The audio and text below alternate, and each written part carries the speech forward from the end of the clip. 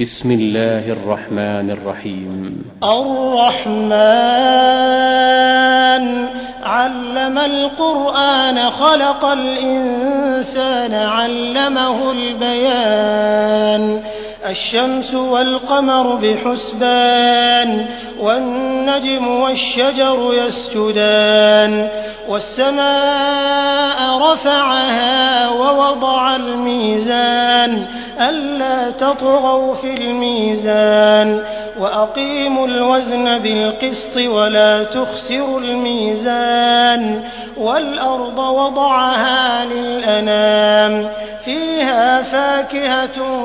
والنخل ذات الأكمام والحب ذو العصف والريحان فبأي آلاء ربكما تكذبان